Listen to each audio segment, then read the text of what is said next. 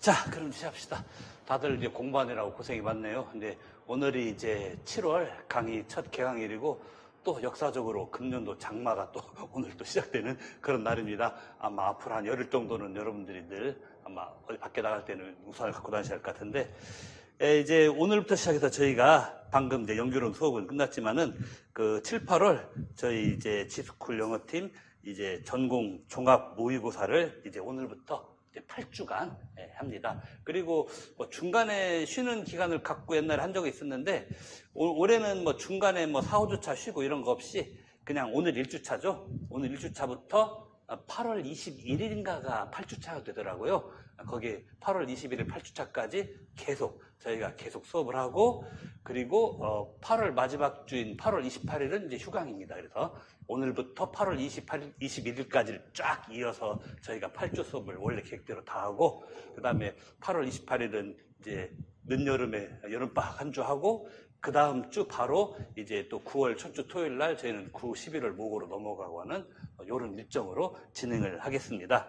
그리고 이제 오늘은 첫 시간이니만큼 잠깐 요 강의 이제 전반적인 성격 목표 이제 계획을 좀 간단하게 좀 말씀드리면은, 저희가 이제 7, 8월 달은 이제 종합 모의고사로 치릅니다. 그래서 실제 기출 문제대로 A형, B형 80점 만점 다 갖추고, 또 기입형, 서술형 문제 나오는 순서나 그 문제 배분, 점수 배분도 작년 기출 그대로 다 제가 따라서 하고, 그다음에 영교, 인력, 문학, 영화 각 과목별로 8점 만점에서 지난 8년간 우리 서답형 시험 지난 8년간 각 과목별로 정해진 평균 배점 그대로 준수해서 다 출제하고, 이렇게 하여튼 실제 서답형 기출 문제랑 똑같은 형식, 똑같은 점수 및 그 문항 유형 배분으로 저희가 이제 이루어집니다. 그리고 이 7, 8월 모고는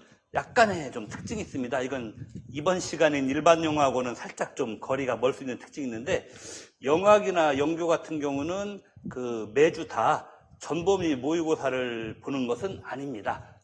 오늘 뭐 권정주 선생님도 아까 좀 영교 파트에 대해서 말씀하셨을 거라고 짐작합니다만은, 전범위 모의고사를 치르는 주도 있고 각 과목별 이른바 영역별 모의고사로 치르는 주가 있습니다.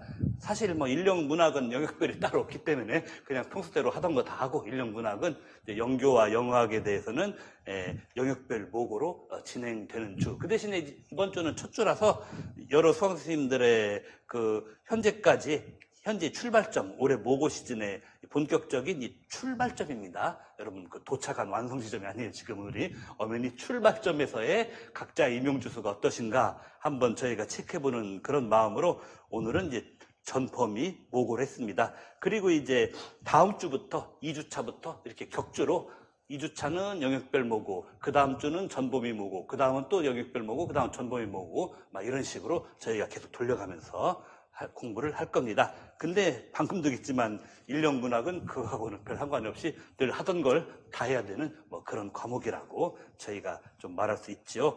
그리고 7, 8월 모고는 그 지문 분량이나 뭐 난이도 면에서도 사실상 뭐 91월 모고랑 아주 많은 차이는 없어요.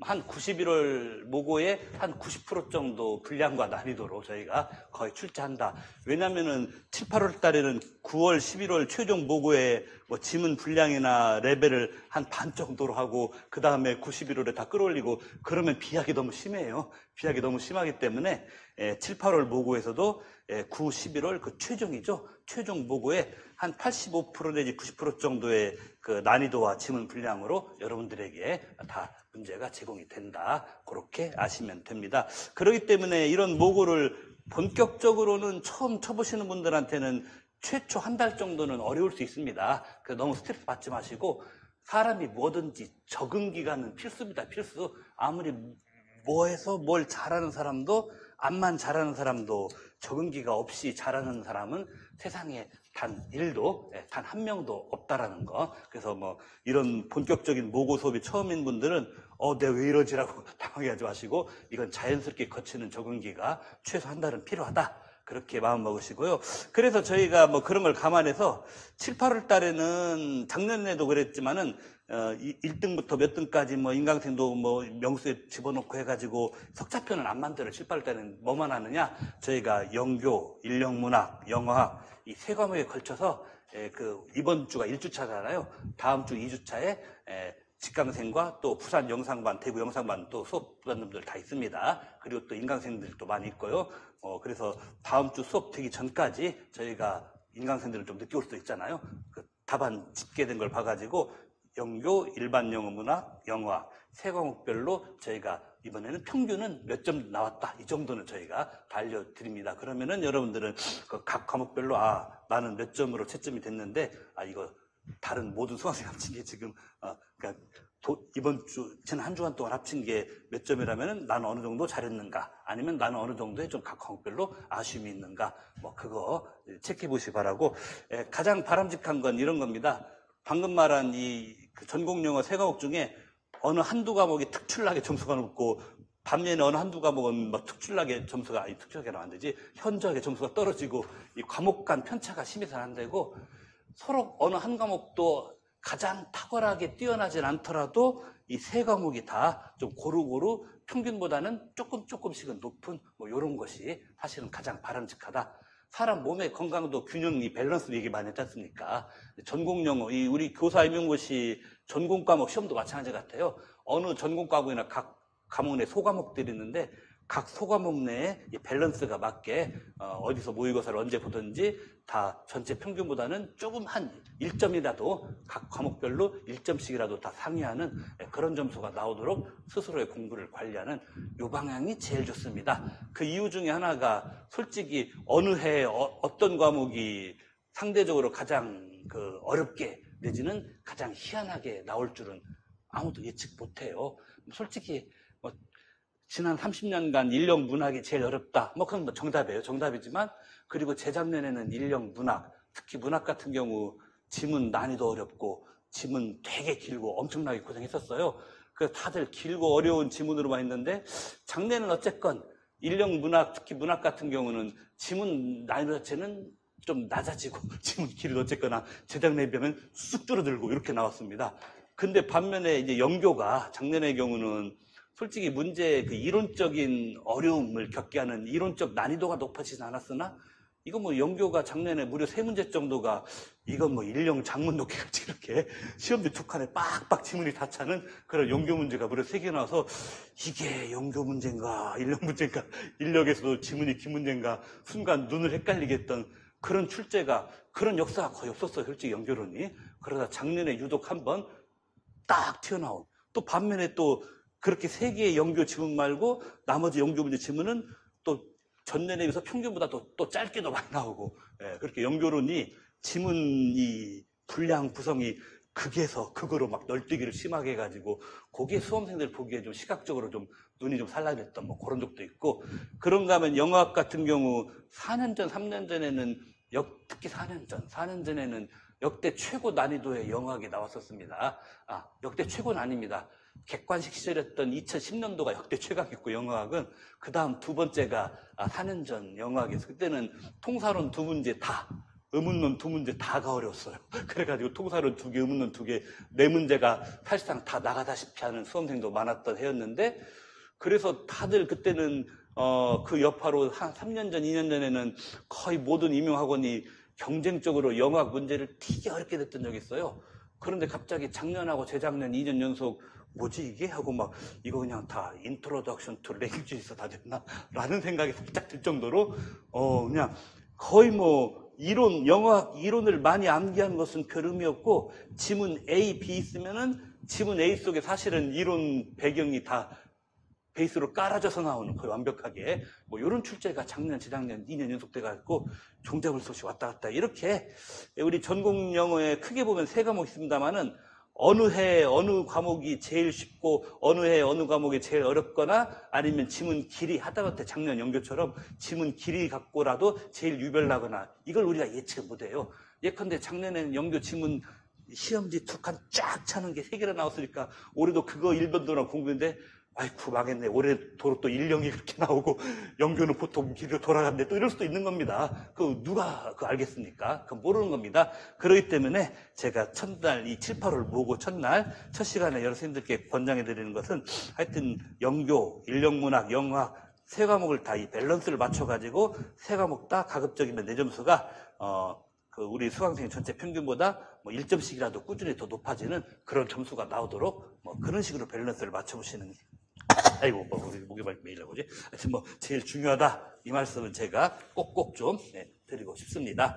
그리고 이제 뭐, 이 강의는 참고로 총 8회차인데 첨삭은 1주차부터 7주차까지의 모든 과목, 모든 문항에 대해서 첨삭은 다 이루어지고 요건 직강생도 그렇고 대구, 부산 영상반 선생님들 그 다음에 인강 선생님들도 다 똑같이 첨삭은 1주차부터 7주차까지 다 이루어진다.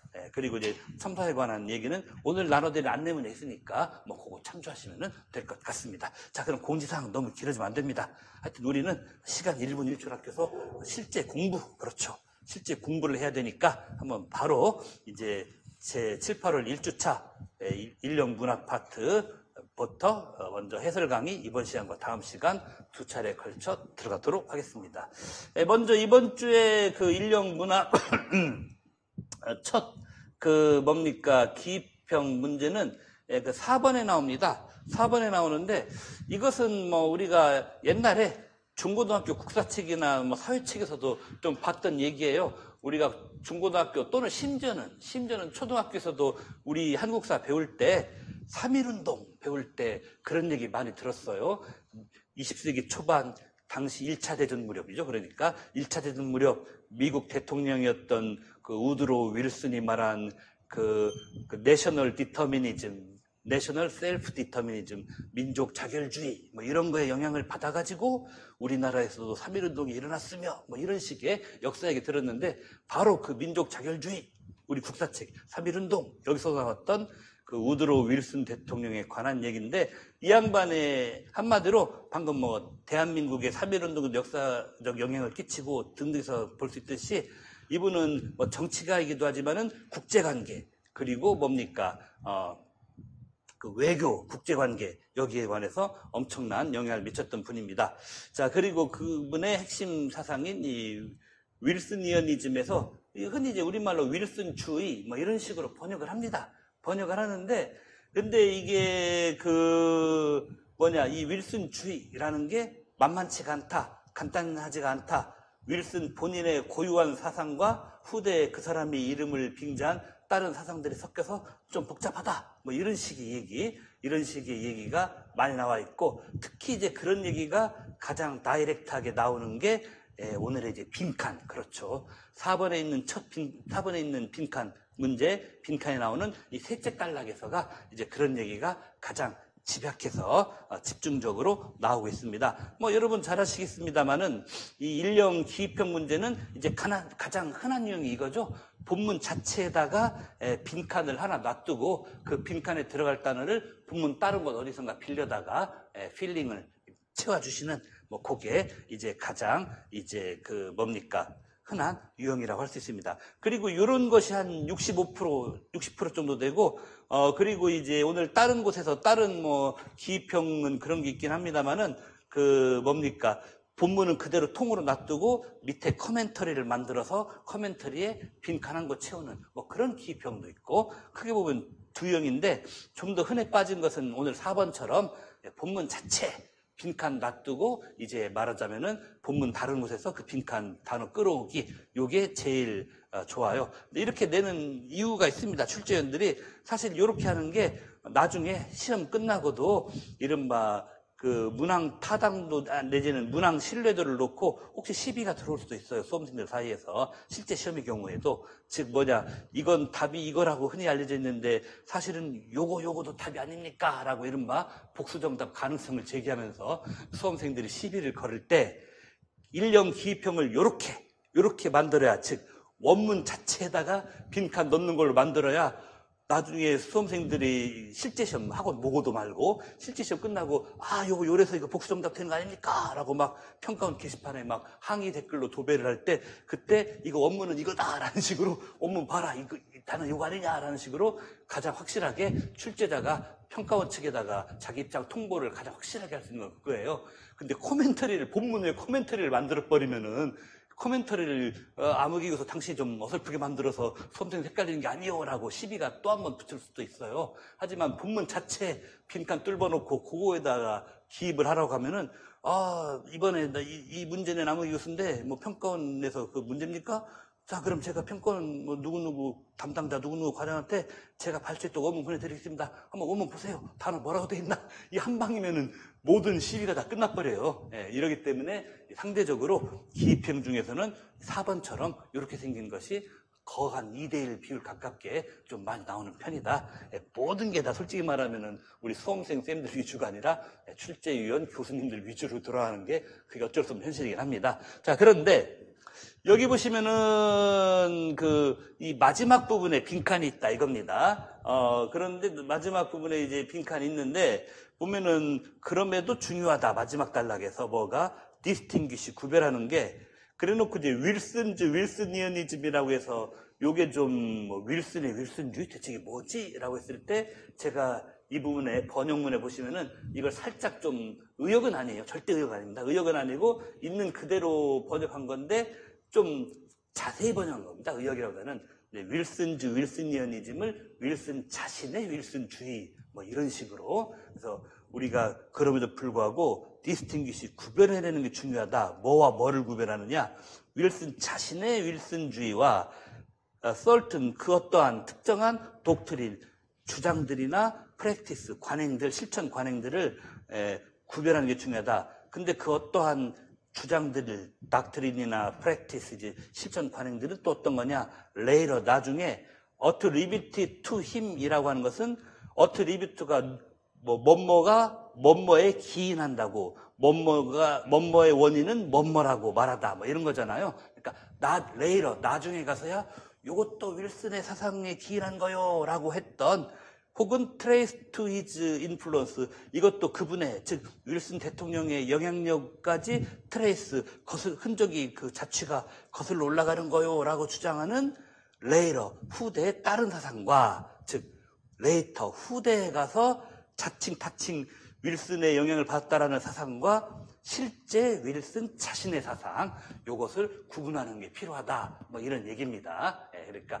심지어 나중에 나중에 나온 것은 윌슨주의, 윌슨의 외교 사상을 이른바 사칭하는 것도 있을 수 있지 않습니까? 뭐 그런 것들하고 윌슨이언이즘 윌슨 자신의 윌슨주의를 distinguish 구분해내는 게 중요하다 이런 얘기입니다. 근데 이런 것을 구분해내는 게 중요하다는 말은 사실은 이제 뭐냐면은 헷갈리는 게 있으니까 distinguish 하는 게 중요하죠. 헷갈리는 게 없으면은 그 구분 잘하세요 이 소리 안 합니다. 원래부터 구분 잘 되면 그 구분 좀 하시오 이 소리 안 해요.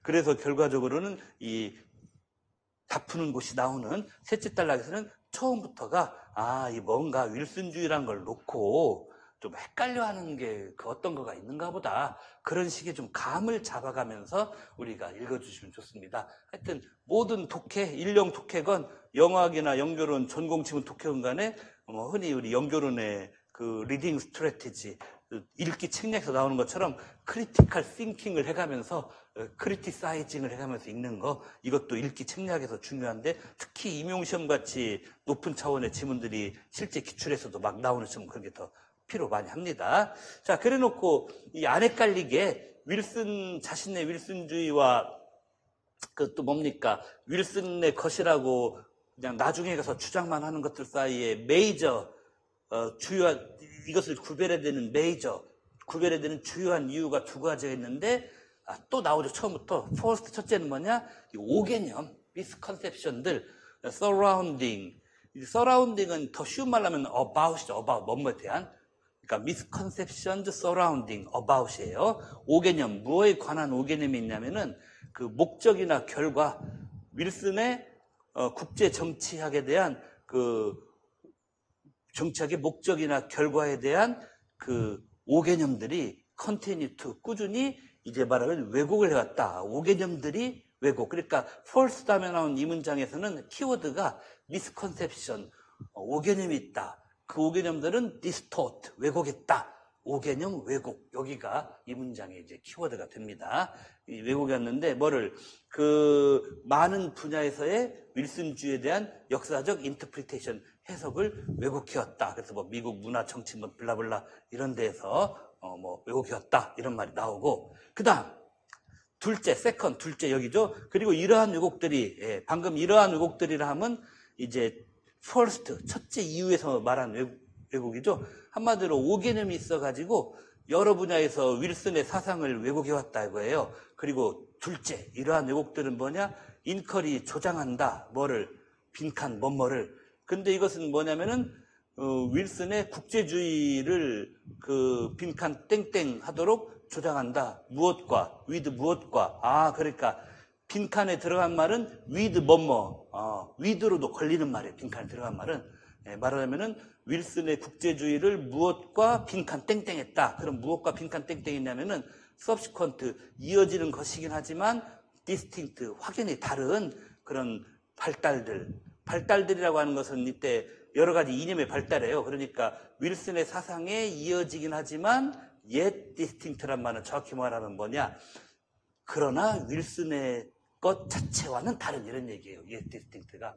윌슨의 것에 subsequent, 이어지긴 하나 yet distinct, 윌슨의 것과는 그러나 다른 그런 발달된 이념들, 어디에서? 미국 외교정책에서 이거하고 빈칸 땡땡을 이렇게 했다, 이런 얘기죠. 한마디로. 그러면 윌슨 자신의 사상과 윌슨 이후에 이어지긴 했지만 엄연히 윌슨의 것과는 다른 무언가, 이 두 개를 놓고 빈칸 요거를 해버렸대. 그럼 그건 또 뭘까 했더니 그 다음 문장에서 그렇게 confused result, 헷갈리게만 나온, 즉 그렇게 헷갈리게 된 결과들이 그만 미국의 과거에 대해서 뭡니까? 역사적인 리딩, 해석을 하기보다는 이념적인 해석을 하도록 프로모트, 부추겼다. 그러니까 이제 빈칸에 있는 문장 다음에는 그렇게 confused result, 그렇게 뭡니까? 헷갈리게 돼서 나온 결과들, 이런 거죠.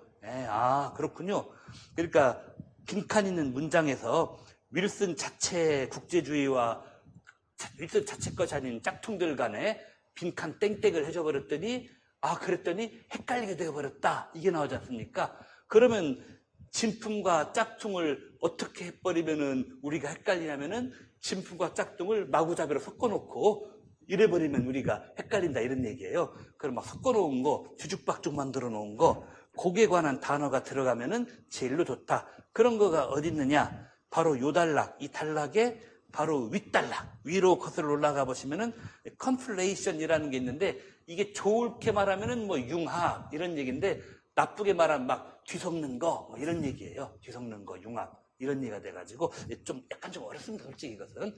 그런데 참고로 말씀드리면은 역대 일반 영어 영미문학 기출문제 단어들을 보면은 conflation 레벨 정도의 단어까지는 어쨌건 여러분이 시험 모고 말고 실제 시험 보러 가시기 전까지는 좀 외워주셔야 될 그런 레벨의 단어에 속하는 건 맞습니다. 오늘은 이 단어를 몰랐기 때문에 좀 헷갈려서 틀리셨을 수도 있어요. 하지만 우리가 뭡니까? 11월 20일 날에 아마 지금 시험 본다고 알고 있습니다. 작년에는 21일 날 보고 올해는 20일로 거의 뭐 시험 날짜 자체는 자동으로 빨리 결정해버렸어요. 근데 아직까지도 아직 예비 티오가 어저께 금요일까지는 안 나왔죠. 그렇죠. 루머, 소문만 많아요. 소문만 있고, 근데 아직은 안 나왔는데, 근데 그건 너무 걱정하지 마시기 바랍니다. 이미 3년 전에 2023년도 시험까지의 그 TO 추이에 대해서 미리 예고를 했어요. 그러니까 약 4년 전에 뭐라고 발표를 했냐면은 4년 전에 그 중등 임용 TO를 100이라고 하면은 23년에 보는 시험의 중등 임용 TO는 65 수준이 되도록 이 한 7년 동안, 6년인가 7년 동안 약 35%를 줄여나간다예요. 4년 전에 발표된 게. 그러니까 3년 전이니까. 그래서 약 6년간 그 뭡니까? 35%를 줄여나가면은 1년에 한 뭡니까? 한 6점 몇 프로. 그렇죠? 한 6%. 1년 내에 꼬박꼬박 한 6% 정도 줄어드는 그런 식으로 TO 조정을 계속 해나가겠다라고 이미 했고, 그리고 지난 3, 4년간의 추이가 다 그랬어요, 진짜. 전 과목적으로 갑자기 뭐 60% 이렇게 줄이진 않았습니다. 이렇게 줄이지 않았고, 야금야금, 살금살금 10% 들똥말똥, 한 5에서 10% 들똥말똥, 그 정도로 TO는 조금 줄였으니까, 작년에가 최종 TO가 267인가 276인가 하여튼 한 270선 됐어요. 작년에가 최종 TO가 전국. 그러니까 그리고 작년에가 7월 초인가 6월 말에 나왔던 예비 TO가 한 218인가 220인가 됐습니다. 작년에가. 작년에 7월 초인가 발표했던 예비 TO는 218인가 20인가 그 정도 됐고 10월 달에 발표했던 최종 TO는 276인가 267인가 둘 중에 하나 있었어요. 그러면은 올해도 평가원의 원래 계획대로라면은 올해도 아마 예비 TO는 한 200 좀 넘는 선, 한 210 남짓 들똥말똥한 선으로 자칫하는 200 정도밖에 안 돼서 나올 수 있고, 실제 확정 TO는 한 250 몇 정도, 이 정도로 나오는 게, 그래서 거의 특별한 예외가 없는 한 작년 대비 소폭 감소는 거의 뻔한 사실인데, 그런데 그런 건 있습니다.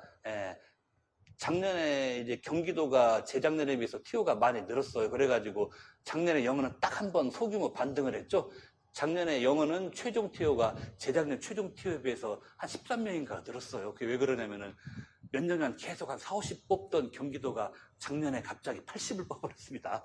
70몇인가 80을. 그래서 경기도에서 반등을 쳐주시는 바람에 전국 TO 합산이 영어는 정말 오랜만에 불과 한 10명 정도로 늘었는데, 모릅니다. 경기도가 또 작년처럼 해줄 것인가. 그것은 좀 애매하다라고 좀 보고, 그게 또 하나 있어요. 작년에는 뭐냐면, 서울이 작년에, 이건 다 지나간 일입니다만은, 경기도처럼 서울도 한 7, 80 뽑으려고 했습니다.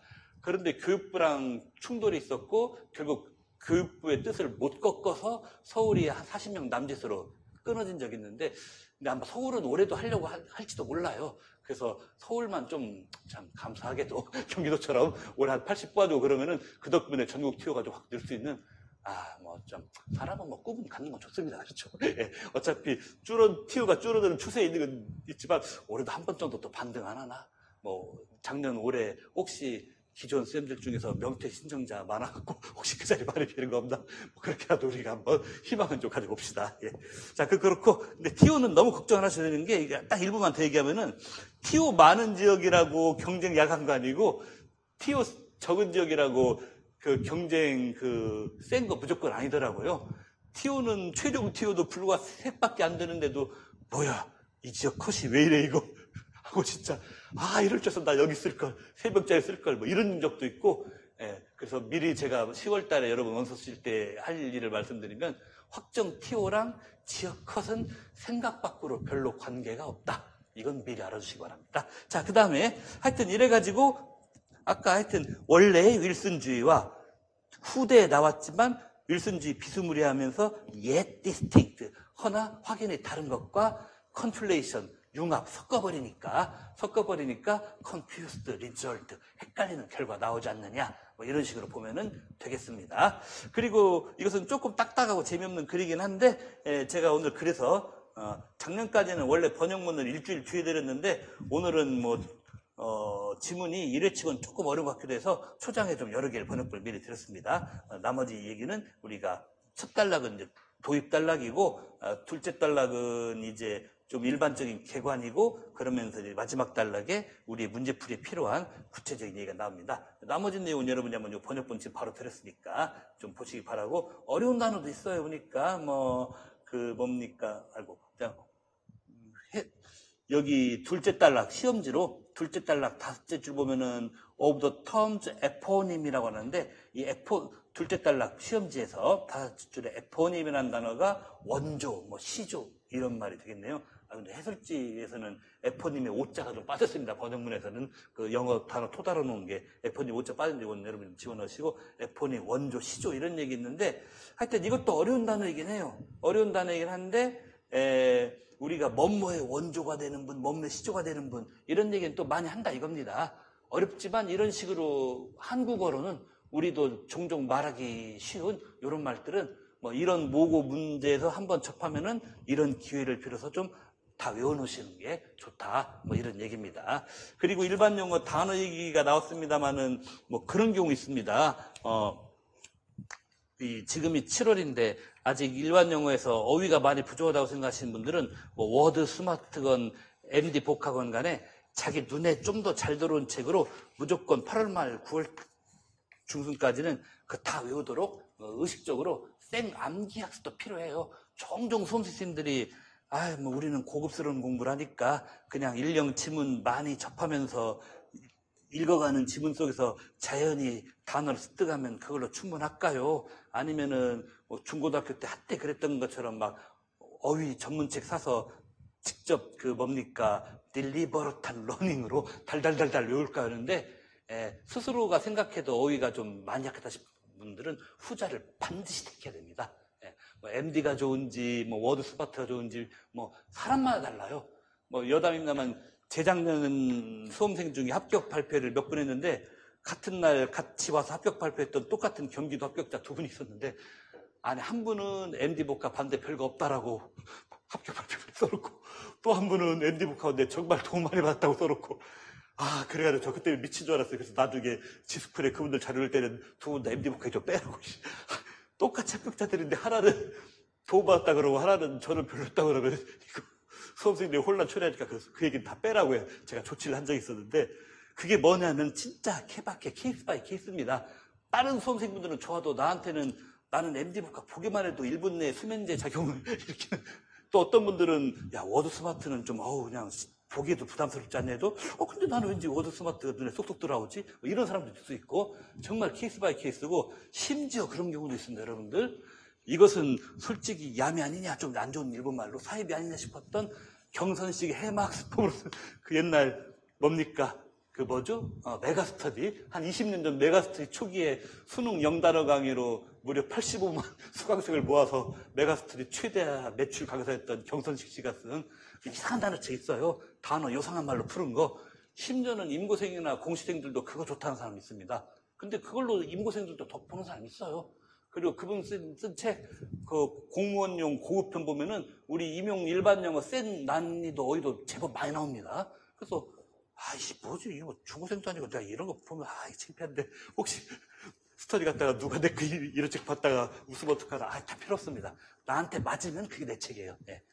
뭐든지 내가 봐도 나는 일반 영어 어휘가 약하다 싶으면은 경선식이건 MD 복학건 워드 스마트건 뭐건 간에 내 눈에 제일 쏙쏙 잘 들어오는 책 하나 무조건 8월 말 9월까지 다 외우도록 공부하셔라. 부탁드립니다. 자, 다음에 7번 일반 영어 문학. 자, 이번 우리 시험 기간에 7, 8월 기간에 첫 영시는 뭡니까? 첫 영시는 재작년이 아니라 3년 전 기출문제 작가입니다. 이 크리스티나 로제티가 3년 전 기출문제 작가였던 크리스티나 로제티가 쓴 덤 프렌드. 이때 덤은 여러분들 덤앤 더머 생각하시면 안 돼요. 바보 친구 이러고 큰일 납니다. 바보 친구 아니고요. 덤은 가장 단순한 뜻, 말 없는. 그렇다고 벙어리 친구도 아니에요. 말 없는 친구 이렇게 보시면 되는데 이것은 읽어보시면 알지만 맨 처음에 나오죠. 나는 어린 나무 한 그루를 심었지요. 나도 어렸을 때 이런 식으로 나오지 않습니까? 여기서 이제 딱 보듯이 이 말 없는 친구가 누구냐? 첫 단락부터가 이제 말하면 작은 나무 심었다. 그 나무는 막 자라고 나는 늙었고 나오죠. 이렇게 시작해서 뭡니까? 요 시 내내 언급하는 게 뭐냐면은 나무 얘기를 하고 있다 이겁니다. 그래서 이것은 이 시의 제목, 이 제목에 관해서 물어보는 기출도 있었습니다. 분명히 우리 몇 년 전에 영시 문제 제목 놓고 물어보는 것도 있었는데 그런 기출문제 패턴을 답습해서 만든 겁니다. 여기서도 말 없는 친구라는 이 제목이 가리키는 바는 결국은 화자가 심은 나무를 가리킨다라고 할 수 있습니다. 그러면 이 시의 화자는 why, 왜 이제 말하자면은 뭡니까? 이 화자가 그냥 나무라고 안 하고 말 없는 친구라고 했을까? 친구라면 그만큼의 의미를 막 주는 거겠죠? 그래서 결과적으로 이 시에서 이 나무라고 하는 거가 이 화자에게 내레이터 나라고 하는 화자에게 이제 무슨 의미를 주고 있는가? 그 어떤 의미로 다가오는 존재인가? 이 나무라고 하는 게 그 어떤 의미로 다가오는 요거가 가장 적나라하게, 가장 확연하고 강하게 나타나는 그런 대목을 찾으면 됩니다. 물론 처음에도 좀 나와요. 나도 나무 심었고, 그 다음에 셋째 줄에, 둘째 줄, 셋째 줄에 있는 것처럼, 그 나무도 그로운 자랐고, 나도 늙었고, 뭐 이런 얘기죠. 그 다음에 또 윈트리 라빈이 말하면은 그 울새들, 은방울새들이 쉘터, 말하면 피난을 왔고, 그 추위로부터, 그리고 그들의 그 실버통이란 말은 뭐 은으로 만든 혀가 아니에요. 여러분들 번역본 보시면 나오지만은 그 은방울 소리로 그 새가 아주 그냥 낭낭한 소리로 그 새소리를 때 뭐 은방울 소리 뭐 이런 얘기 하지 않습니까? 바로 좀 오래된 구태연한 비유이긴 하지만 바로 실버통은 은방울 소리로 새가 튠한다. 튠이란 말은 이제 노래한다 이런 말이죠. 첫째 마지막 줄에 튠즈 히즈 실버통은 그의 은으로 만든 혀를 튜닝한다 이러면 큰일 납니다. 은으로 만든 혀를 뭐 기타 튜닝한다가 아니라 말하면 은방울 소리로 튜닝, 노래한다, 지적인다.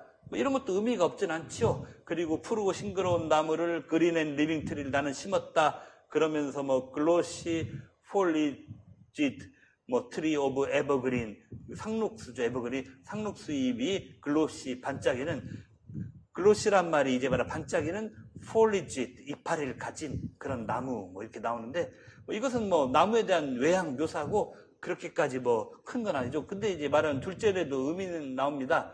어떤 의미가 나오냐면 둘째, 셋째 줄에 보면은 그 눈타이드 히트가 즉 정오에 한낮의 히트 열기가 내리칠 때 나무가 스프레드 스크린해졌다. 둘째, 셋째 줄에서 나무가 스프레드 스크린해졌다. 스프레드 쫙 펼쳐졌다. 이제 스크린을 뭐 이렇게 무슨 뭐 화면 비추는 여러 스크린 생각하시면 되고 이때 스크린은 그늘이라는 뜻도 있어요. 또 좀 더 쉬운 말로 쉐이드, S-H-A-D, 쉐이드의 뜻을 지닌 이 스크린 이런 뜻도 있습니다. 예. 이렇게 이런 것도 의미가 있다면 있는 거죠. 말하면 뜨거운 날 막 참 시원하게 그늘 펼쳐주고 이런 것도 의미가 있다면 있는 거지만 글쎄 이것보다 더 센 뭐가 없을까라고 우리가 계속 찾아보면 뭐 좋을 것 같습니다. 셋째 연에서는 뭐 하늘을 바라보고 뭐 하늘 높이 있는 모습을 바라보고 뭐 여름꽃이 한참일 때 무슨 아름다운 모습을 바라보고 이런 건 셋째 연에 나오죠. 셋째 연은 그냥 나무와 얽힌 뭐 자연의 아름다움을 보는 것 정도만 나와요. 그래서 이제 뭐 그렇게 커다란 뭐는 또 없습니다. 예. 그다음에 넷째에서는 wagging its round green head with stately grace 뭐 등등등. 예. 그 뭡니까 이제 stately란 말이 당당한 이거죠. 그레이스 우아함, 당당한 우아함 이런 얘기고 인텐드 윈즈 부드러운 바람 속에서 키스 된 고바 입맞춤하고 지나가 버리는 그러면서 이제 웨그 한다라고 하는 것은 웨그는 WH 웨그는 이제 흔들다 이거죠. 그 라운드 그린 헤드 동그랗고 푸른 머리를 뭐 흔들고 그 바람 속에서 그리고 나무 입맞춤하고 지나가 버리는 뭐 이렇게 나오고 그러면서 그 나무는 쇼우저 그린 풀 에이지. 쇼우저 그린 풀 에이지라는 게 뭐냐? 직역을 하면은 푸르고 충분한 내지는 푸르고 성숙한 나이를 보여준다. 직역하면 그거죠. 푸르고 성숙한 나이를 보여준다. 직역이 이렇게 돼 있는데 이걸 좀 의역했더니 푸르게 다 성장했다. 푸르게 다 컸다. 푸르고 성숙한 나이를 보여준다는 것은 푸릇푸릇하게 다 성장했다. 이런 얘기죠. 나무는 푸르게 다 성장했다.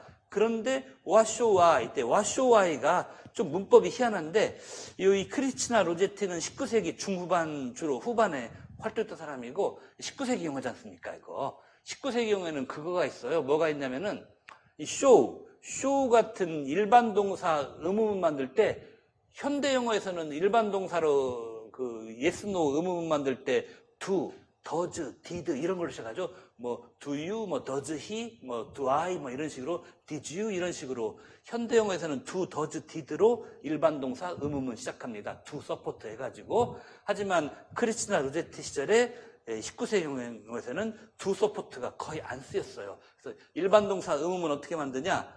주어 앞에 일반 동사 갖다 놓으면 그게 의문문 돼요. 그래서 원래는 what I show, 나는 무엇을 보여줬는가 이거였는데 여기서 show라는 일반 동사를 주어 I 앞으로 갖다 놔버리면은 이게 도치돼서 의문문이 되는 거예요. 그래서 what do I show, 원래 현대형 같으면 what do I show죠. 현대형 같으면 내가 무엇을 보여주고 있는가, what do I show인데 19세기 영어에서는 do support 없어요. 없어서 그냥 what show I, 일반 동사 show가 주어 I로 갚버리면 그냥 그게 일반 동사 의문에는 나무는 저렇게 이쁘게 건강하게 자라서 완연한 푸른빛을 나에게 온 세상에게 쫙 보여주고 있는데 저 나무를 정작 어릴 적에 심어준 나는 저 나무가 저렇게 아름답고 성숙하게 자라는 동안 대체 나는 뭘 했길래 보여준 게 이렇게 없단 말인가 라는 약간의 한탄이 섞여 있는 것이기도 합니다. 야, 내가 심은 나무는 저렇게 이쁘게 잘 자라서 저렇게 튼튼하게 우람하게 잘 자라서 와, 저 푸른빛 좀 봐라. 정말 생명력 뿜뿜한다. 근데 난 다른 사람한테 뭘 보여주고 살고 있지? 갑자기 이런 생각이 뿅 드는 뭐 그런 겁니다. 그러면서 말하자면은 나는 뭐지? faded, 아주 슬픈 말 나오네요. 시들고 주름진 얼굴밖에 없지 않는가? 야, 나무가 저렇게 우람하게 푸르르게 성장하고 이뻐질 동안 에휴, 나는 나이만 먹었구나. 좀 슬픈 말로 에이, 나는 나이만 먹었네. 에이, 이런 식의 탄식이 여기에 나옵니다. 그런데 이것을 놓고 뭐 말 없는 친구의 의미를 다 말했다고 해도 이것은 뭐 자기 한탄에 좀 가깝지 나무 자체가 주는 의미로는 100%짜리 아닌 것 같아요. 마지막 두 연애, 끝에서 두 번째 연, 끝연, 여기서 말하자면은 이 두 연에서 이 나무를 친구라고 한 의미는 끝에 두 연에 싹 나옵니다, 사실상. 그래서 끝에 보면 so often have I watched it. 나는 아주 자주 그 나무를 봤다. 그래서 mine eyes have filled with tears. 내 눈에 눈물이 골 때까지. 자, 여기서도 잠깐 영어 구문을 말씀드리면 현대 영어에서는 my eyes라고 해야지 my in eyes 하면은 요건 뭐냐? 중학교 문제집이나 자습서에서, 그렇죠? 애들 틀린 문장 가려내기 할 때, 그렇죠? 딱 그 수준이에요. 현대영어로 보면은 중학교, 고등학교도 아니죠. 초등학교나 중학교 자습서나 문제집에서 애들한테 여러분 틀린 문장 골라내세요 할 때 틀린 부분으로 나오기 딱 좋은 그런 건데, 근데 19세기 문법으로는 마인하고 마이, 이 마이가 올 자리, 소유 대명사 말고 그냥 소유격 마이가 올 자리에 마인, 마인도 혼용해서 많이 쓰였다 이렇게 되어 있습니다. 그래서 이건 쌤이 오타 아닙니까? 오타 아니고 그러면 크리스티나 로제티 같은 대시인이 오타냈습니까? 그분도 오타낸 게 아니고 19세기 영어에는 이게 됐어요. 마이 자리에 마인이 오는 것도 되었다 이런 얘기입니다. 왜 19세기 영어냐면 최근 3년간 기출 시가 다 19세기 시예요. 최근 3년간. 예. 그러니까 크리스티나 로제티, 에밀리 브런티, 그리고 로버트 스티븐슨 최근 3년간의 시들이 다 19세기십니다. 예, 그것도 여러분 알아두세요. 예, 그래서 아마도 최근 연도에는 19세기 영문학을 전공하신 그 누군가가 출제위원으로 꾸준히 들어가셨구나.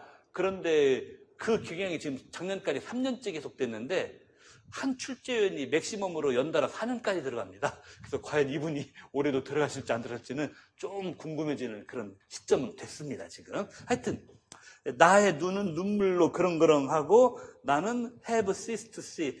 더 이상은 못 보게 될 때, 내 눈에 눈물이 가득 차고 내가 더 이상 못 볼 때까지, 그때까지도 나는 이 나무를 정말 많이 봤다. 그리고 now, 이제 그것이 sees a very friend to me. 예.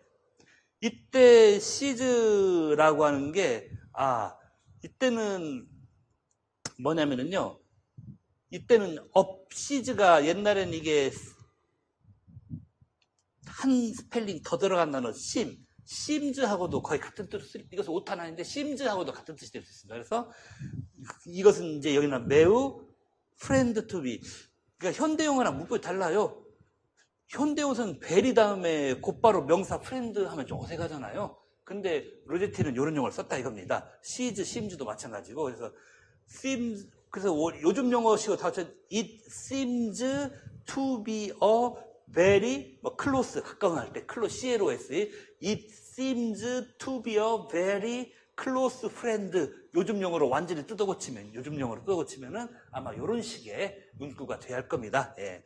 그것은 여기 나왔네. 드디어 그 나무는 나에게 정말 가까운 친구, 우리 번역본에는 더할 나위 없는 친구 같습니다 해놓고 그 다음 왜 나무가 그렇게 더할 나위 없는 친구죠 했더니 그 나무는 어디 속에서 존재하냐면 In all my secret wise. 이 wise라는 게 지혜롭다란 말도 되는데 옛날 영어 19세기 영어에서는 뭔가를 알고 있는 aware라는 형용사 있죠. 여러분들 요즘 형용사 aware of라는 형용사랑 거의 같은 뜻이에요. 그러니까 나무는 aware of all my secrets 하는 그런 친구 같다. 여기가 중요하죠. 그러니까 친구가 흔히 그렇잖아요. 친구 아닌 애들한테는 털어놓지 못하는 이 비밀스러운 것도 고민하다가라도 심지어는 그렇지 않습니까? 자기 부모님한테도 말 못하는 것을 친구가는 야, 나 솔직히 너 좀 시간 돼? 나랑 카톡 좀 할 수 있어? 전화 좀 할 수 있어? 그렇게 해놓고 부모님한테도 차마 말 안 하고 못하는 것을 뭐 어느 나이대에서나 솔직히 말해서 어느 나이대에서나 친구들하고는 종종 하는 거죠. 그래서 친구간에야말로 진짜 비밀이 별로 없어요. 친한 친구일수록. 그래서 결국은 나의 비밀을 다 알기 때문에 이게 아주 결정적인 이유 가운데 하나가 되는 겁니다. 하나가 되는 것이죠. 그리고 뭡니까? 마지막 면에서 faithful, pleasant friend다. 충직하고 유쾌한 친구다. 근데 그 충직하고 유쾌한 친구는 year by year, 해가 갈수록 어떻게 했다? 그 다음 with my growth, 나의 성장과 함께 성장해왔고 with my strength, 내가 힘이 자라는 것과 함께 같이 힘을 키워왔던, 그렇죠? 함께 커왔다는 한마디로 함께 크고 강해져 왔던, 한마디로 성장을 같이 해왔던, 바로 요 대목이가 이제 말하는 이 친구, 나무를 이름 없는 친구라고 명명한 아주 주요한 이유가 된다라고 말할 수 있겠습니다. 자, 이렇게 해서 보고 나머지는 이 번역본 여러분들이 또 계속 보시기 바랍니다. 자, 그 다음에 이제 뭡니까? 그 다음에 이제 뭐냐면은, 이제 11번이 이제 또 일반 영어 문제인데, 요 한 3년간 특징이 일반 영어 지문이 참 재미가 없는 지문이 많아지는 게 특징입니다. 이 과학에 관한 지문이 어쨌거나 저쨌거나 과학 범주로 넣을 수 있는 지문이 과학 아니면 과학에 관련된 학술, 여기에 관한 것들이 해마다 최소 2개는 꼬박꼬박 나와요. 그러면서 일반 영어 지문이 시험 문제가 어려운 것도 어려운 거지만 읽기가 좀 재미없고 지루한, 그것도 또한 약간 방해물이 되는 그런 게 있는데, 근데 이것은 조금 어렵습니다. 이게 트라픽 오브 캔서, 암의 열대, 이렇게 트라픽이 열대지방 같고 캔서가 암 같으니까 암의 열대지방에서 암 걸려요? 이 뭐지? 이게 진짜. 그다음에 트로픽 오브 캐프리콘, 얘는 캐프리콘이 염소라는 뜻은 있나? 염소가 열대지방에서 진짜 미치겠다. 이렇게 우리가 할 수 있는데, 자, 이 문제에서 연습이 될 포인트가 이겁니다. 뭐냐면은, 이렇게 영어 자체로는 정말 생경하고 이상한 표현들이 나오더라도, 그래도 그런데 시선이 너무 사로잡히지 말고, 어쨌거나 모든 일반 영어 독해의 기본은 너무 하나하나 다 해석하려 말고, 우선은 스키밍 앤 스캐닝으로 전체 요지를 훑어내는 게 우선 아닙니까? 초장부터 나오는 이런 이상한 어휘에 완전히 멘탈 나가지 마시고, 이 연습 목적이에요. 연습하는 목적입니다. 그러니까 이런 것이라도 스키밍 앤 스캐닝을 우선해갖고 우선은 전체 요지를 쭉 훑어내고 본다라는 그 연습을 하는 그런 용도입니다. 오늘은 이걸 틀리셨어도 별 무방한데, 다만 이제 집에 가셔서라도 또는 이강 선생님들은 이 강의 듣고 복습하실 때라도 스키밍 앤 스캐닝으로 너무 세세한데 시선이 꽂히지 마시고 좀 더 빨리, 좀 더 크게 읽으면서 큰 줄거리를 따라가는 그런 연습으로 좀 하시길 바랍니다. 그리고 또 이거 트라픽 오브 캔서니, 트라픽 오브 캐프리컨이니 하는 요게 결국 이제 글을 읽다 보면 아시는데, 이게 실제로 열대지방하고도 그 관련이 되고요. 그리고 결정적으로는 뭐냐? 이 이상했던 애들이 어디서 그 정체가 탄로나냐면은 우리 셋째 단락에서 첫 단락에 나왔던 이상한 단어들의 정체가 탄로가 나요. 그러니까 이건 우리 고등학교 때 수능 독해 연습에서부터 한 얘기가 있죠. 어려운 단어가 나오더라도 그 주어진 지문에 다른 데서 그 어려운 단어들에 대한 힌트가 없나를 찾아봐라 하는데, 이게 바로 그런 경우입니다. 처음부터 나왔던 트라픽 오브 캔서니, 트라픽 오브 캐프리컨이니 하는 것들이 그 정체가 어느 상당히 탄로나는 게 셋째 단락 보면 나오잖아요. 그러니까 트라픽 오브 캐프리콘은 레티튜드 그다음에 23.5 degree south. latitude란 말은 이제 북이 남이 할 때 위도란 말이지 않습니까? 이 정도는 여러분 다 고등학교 때 나오죠. 북이 중 남이 할 때 남, 그러니까 뭡니까? latitude고 south니까 남위, 북위가 아니라 남이 23.5도. 요거가 뭡니까? 트라피고 캐프리콘이다. 반면 트라피고 캔서는 뭐다? 23.5 디그리인데 노스다. 아, 그렇죠? 북위 23.5다. 가만. 우리 초등학교나 중학교 사회시간에, 중학교 1학년 사회시간, 지리시간에 북위 23.5도 북해기선, 남위 23.5도 남해기선, 이거 배웠던 거 아니야? 라고 순간 뭔가 삘이 오셔야 맞습니다, 솔직히. 아, 물론 중학교 때 배운 거라 너무 오래돼갖고. 그리고 우리가 평소에는 북해기선, 남해기선 얘기할 일은 별로 없어요, 솔직히. 그래서 까먹을 수도 있는데, 그래도 뭔가 여기서 감 잡으면 됩니다, 이게. 예. 아, 얘네들 이거 뭔가 했더니 북해기선, 남해기선 그 얘기네. 뭐 이런 얘기예요. 그래서 이 셋째 단락은 북해기선, 남해기선이 어느 지역을 말해주느냐, 북해기선, 남해기선의 위치를 말해주는 게 셋째 단락이고, 다시 첫 단락으로 백 해가지고 뭐냐, 첫 단락은 뭐냐, 북해기선, 남해기선이라고 하는 거, 그 이름에 관한 거예요. 이름에 관한 거고, 언제 그 이름이 생겼고, 이건 어떤 거다 해서 첫 단락 보시면은 북해기선이라는 이름은 말하자면 그다음에 얘가 뭐냐, 그 셋째 줄에 보시면 during the June solstice라고 하죠. 이 solstice가 두 뜻으로 다 해석되는 단어입니다. 셋째 줄에 나오는 solstice는 뭐 동지, 하지 다 되는데, 이 중에 June solstice가 짐작하시겠지만 바로 지난 6월달 6월 22일인가요? 그때 지나간 하지가 되겠고, 그 다음에 December solstice, 요건 다섯째 줄에 있죠. 12월의 솔스티스는 요게 바로 동지가 되는 날입니다. 뭐 하지에는 뭐 감자 쪄 먹고, 동지에는 팥죽 먹고, 저는 뭐 둘 다 안 하고 지나가고 있습니다만은 하여튼 뭐 그런 날. 예.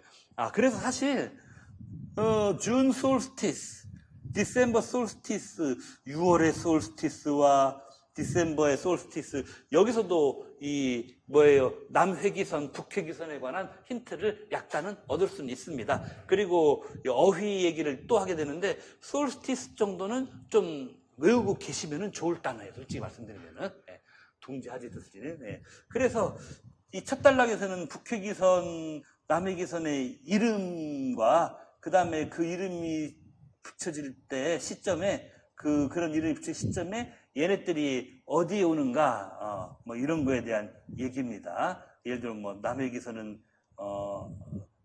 뭡니까? 남해기선은 뭐 어디에서 무슨 염소자리 어쩌고 여기 오기 때문이고, 뭐 이런 식의 얘기가 딱 나옵니다. 그러면서 이런 이름은 뭐 2000년대에 생겼고 이런 거예요. 자, 그러면서 이제 둘째 단락에 보면은 이 북해기선, 남해기선이라고 하는 것이 사실 개념이 좀 쉽지가 않다라는 얘기가 둘째 단락에 나와요. 둘째 단락 처음 보시면은 다른 지리적 특성들, 예컨대 이퀘이터 같은, 이퀘이터는 잘 아시죠? 적도입니다, 적도. 지구 남반구, 북반구 한가운데를 이퀄하게, 남반구와 북반구를 동등하게 딱 쪼개주는 그 선, 적도라는 거죠. 적도, 이런 개념은 아주 리즈너블리, 아주 당연하게도 이때는 리즈너블리가 당연히도 스트레이트포드한 개념들, 아주 분명하다. 그렇죠. 여러분, 적도하면 적도하고 누구나 딱 알아버려요. 지구 남반구, 북반구 한가운데라고 누구나 다 한 방에 머릿속에 딱 와요. 그러니까 아주 스트레이트포드, 명쾌하게 다가오는 거죠. 하지만 문제는 이 트라픽스, 소문자 트라픽 뭐 이러면 열대 하겠지만 대문자에다가 앞에 덜을 붙인 트라픽스는 남북 회기선을 합친 개념입니다. 남해기선, 북해기선 얘네들은 근데 뭐다? confusing, 좀 헷갈리는 개념이다라고 그렇게 여기서 얘기를 하고 있습니다. 예. 그러면서 이제 뭡니까? 남해기선이나 북해기선이나 둘 다 특징이 뭐냐? 그 둘째 단락 셋째 줄 끝에 both places, 둘 다 within the hemisphere, 반구 내에서 어떤 영역에 딱 들어오는 게 남북 회기선 영역이라면은 뭡니까? have the sun directly overhead, 이 부분이 그 밑에 줄에 나오죠? 밑에 줄 뒤에서부터 태양이 머리 정중앙 꼭대기로 이렇게 와 있는 이런 현상을 볼 수 있는 그 영역 내에 딱 들어오는 바로 그런 개념이 이제 남북 회기선의 개념이다라고 우리가 얘기를 하고 있습니다. 그러면서 이렇게 남북 회기선 개념을 얘기해 주면서 둘째 단락이죠, 참. 둘째 단락의 이제 중후반부, 둘째 단락의 이제 몇째 줄부터는 다섯째 줄. 이것은 important distinction이었다. 그 다음, ancient traveler, 옛날 여행자들에게 여기서부터가 뭐냐면은 오늘 11번 문제의 기입 부분 말고 서술 부분, 그렇죠? 11번 문제의 기입 부분 말고 서술 부분의 답이 여기에 나옵니다. 그러니까 한마디로 북해기선 지역이니 남해기선 지역이니 거기에 따라서 해가 뭐 머리 꼭대기에 뜨는 것을 볼 수 있느니 어쩌느니 하는 이것이 뭐가 중요하냐 했을 때 옛날 여행자들한테 중요했다. 그러면서 스마트폰 얘기도 나오고 그러잖아요. 현대에는 스마트폰 같은 이런 첨단 기기들, 그렇죠? 첨단 디바이스들이 엄청 발달해서 이 첨단 디바이스 놓고 거기서 내비게이션 기능 다 해주니까 그걸로 차도 몰고 가고 배도 몰고 가고 바이크도 몰고 가고 별의별 거 다 할 수 있어요. 하지만 옛날에는 스마트폰이나 이런 그 첨단 디바이스들이 없단 말입니다. 그럴 때는 이 둘째 단락 끝부분에 나오는 것처럼 하늘의 선과 스타즈, 그렇죠? 하늘의 선과 스타즈 떠 있는 거 방향들 뭐 그런 것 보고 트래블러들이 방향 쫓아가는 그렇게 여행할 수밖에 없었다. 그래서 이런 지역이 여행자들이 중요했다 나오는데 바로 요거가 오늘 이 서술 부분의 과제가 됩니다. 그리고 나서 이제 뚝뚝뚝 떨어져 가지고 이제 마지막 단락에 빈칸이 나오죠. 이제 빈칸이 나오는데 약간의 힌트가 되는 말이 있어요. 마지막 단락에 그 빈칸 앞에가 모이스트, 습기찬, 습성에 이런 말이 나옵니다. 습기찬 이런 말이 나와요. 습한 이런 얘기죠. 습한 이런 말이 나중에 나온다. 아 그래서 결국은 이 뭡니까 열대지방이라고 하는 거 남북 회기선 지역이라고 하는 것은 그들의 러쉬 그린 베지테이션 러쉬란 말로 조금 어려운 단어지만은 많이 나온 단어입니다. 또 이파리 같은 게 무성한 풀이나 잎이 무성한 이런 얘기죠. 이것도 여러 과학 지문에서 자주 나와요. 네, 꼭 알아두시고 이파리나 풀이 무성한 그린 베지테이션 베지테이션은 식물이라고 보시면 됩니다. 녹색 식물지대에 열대나 남북 회기선 열대가 곧 남북 회기선 범위 안에 들어가는 지역이에요. 거기는 이제 무성한 녹색 그 식물지대로 유명하고 또한 모이스트한 먼물로 유명하다. 뭐 여기 나오죠. 그러면서 빈칸 나온 다음에 템퍼러처란 말 나오죠. 평균 기온이 뭡니까 웜에서 하트 사이가 있고 그 다음에 거기서 많은 곳이 그 다음 그 단락 그 넷째 줄에 나오죠. 레이니 시즌 그러니까 더운 기온과 레이니 시즌 이것이 한 달에서 세브럴 한 여러 달에 걸쳐서 있다. 그러면서 밑에서 둘째 줄에도 consistent rainfall 지속적인 강우가 있다. 뭐 이런 식으로 나오지 않습니까? 그러니까 마지막 단락 별로 안 길어요. 안 기는 거 탈탈 털어봤더니 덥다란 말 많이 나오고 이 남북 회기선 지역 열대 여기는 덥다란 말 나오고 비 온다 소리 여러 번 나오고 그래서 말하자면 이 모든 걸 요약하면은 모이스트 습한 클라이밋 기후대가 된다라고 나옵니다. 자 그래서 문제를 풀어볼 수 있고 나머지 단락들은 제가 제공해드린 번역본 보실 수 있는데, 근데 한 가지 이제 조금 이 중간중간에 좀 이제 어려운, 그러니까 하나, 둘, 셋, 넷째 달러면 circles of latitude라는 이 번역이 사전에 따라서는 잘 안 나오는 이런 용어가 있어요. latitude는 남이 몇 도, 북이 몇 도인데 위도는 나타나잖아요. 우리나라 지금은 휴전선이 옛날에는 38선은 북위 38도 이런 옛날에 앞으로 분난 역사지만 남이 북위를 나타내는 위도가 레티튜드인데 레티튜드의 서클이 대체 뭐지?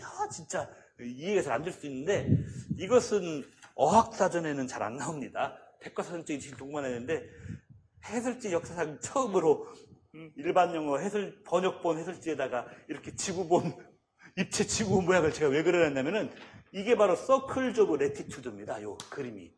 그러니까 이 지구본에다가 위도 표시해 놓은 거잖아요. 이 위에서 아래로 내려가면서 지구본에다가 위에서부터 아래까지 저기 북극에서부터 저 밑에 남극까지 북쪽에서 남쪽까지 내려가면서 이 지구본에다 위도 같은 위도 따라서 쭉 표시해 놓은 거잖아요. 그런데 이 지구본을 잘 보세요. 지구본을 잘 보시면은 같은 위도는 전부 다 뭡니까? 요 같은 위도에 있는 것들끼리 쭉쭉 지구를 삥 돌아서 연결하면은 서클. 그러니까 하나의 서클은 전부 다 같은 위도에 속하는 지역들이 다 하나의 서클로 지금 연결된 거예요. 뭔 말인지 아시겠죠? 그러니까 이게 뭐 지구본 애들한테 많이 팔아먹으려고 그 학습용 완구로 초등학생들이 많이 팔아먹으려고 멋있게 보이려고 지구본에 줄 거는 게 아니에요. 쉽게 말하면 이 지구본에 있는 이 동그란 원을 이루는 이 줄들, 원을 이루는 줄들은 위도입니다. 위도. 같은 원은 지구 동쪽에 있든지 서쪽에 있든지 같은 원은 같은 위도에 속하는 지역을 말한다. 이게 바로 Circle of Latitude. 그러니까 굳이 우리말로 번역하라면 원 모양을 이루는, 즉 입체로 봤을 때 지구를, 평면지도 말고요. 평면지도 말고 지구를 입체로 봤을 때 원 모양을 이루는 위도, 뭐 이런 정도로 우리가 번역을 하여 주실 수가 있다. Circle of Latitude 어려운데 제 해설지 역사상 처음으로 이렇게 그림 처음 봤으니까 이게 Circle of Latitude 맞아 나도 초등학교 때 우리 반 뒤에 있었어 딱 이렇게 기억하시면 될 것 같아요, 여러분들. 그렇게 보면 되겠습니다. 자, 그래서 우리가 11번 문제, 11번 문제도 봤고, 그 다음에 이제 12번까지가 12번은 별로 그렇게 어렵지 않습니다, 여러분. 12번은 방금 나왔던 짜증나는 11번 문제하고는 달리 단어도 순하고 제가 번역본도 안 달아줬어요. 그래서 심지어는. 그리고 소재도 우리가 잘하는 거예요. 흔히 하는 말로 다이어트는 내일부터라고 할 때 바로 그 다이어트 얘기가 여기 좀 식이요법, 식단 조절해서 이제 살 빼는 거, 그거 나오는 건데, 그러면서 먼저 여기 보시면은 여기는 이제 기입형 부분과 서술형 부분이 있는데, 기입형 부분은 딱 보시면은 뭡니까? 이 커멘터리를 주고 커멘터리에 집어넣는 그런 기입 부분이죠. 커멘터리에 집어넣는 기입 부분이고 그렇습니다. 그 다음에 뭐예요? 서술 부분은 밑줄 친 1과 2, 밑줄 친 1과 2가 이 문맥에서 뭘 가리키는지 설명하여라는데 이건 별로 안 어려요. 1번은 바로 다음 단락이 얘기 나와요. 그 다음에 2번도 바로 같은 단락 내에 이어지는, 그렇죠. 2번도 같은 단락 내에 바로 이어지는 내용들에서 그리 멀지 않게 금방 나옵니다. 그리고 이제 말하자면은 커멘터리에 빈칸 넣기는 이렇게 돼 있죠. 이거 먼저 봅시다. 이 패시지의 빈칸 부분, 커멘터리 빈칸 부분, 이 패시지에 의하면은 아마도 그닥 효과가 없을 수도 있다. 어떤 음식이든지 섭취만 하면 it may not be so efficient. 그렇게 효과 없을 수도 있다. 뭐 하는 게, 어떤 음식이라도 너한테 도움된다라고 막 섭취하는 게, 만약 뭐뭐 하면은, 당신이 그것을 섭취한 것을 빈칸 땡땡 하나면, 까마득로 몸에 좋다고 뭘 막 먹는데, 그게 무조건 그렇게 다 효과가 없을 수도 있다 이거예요.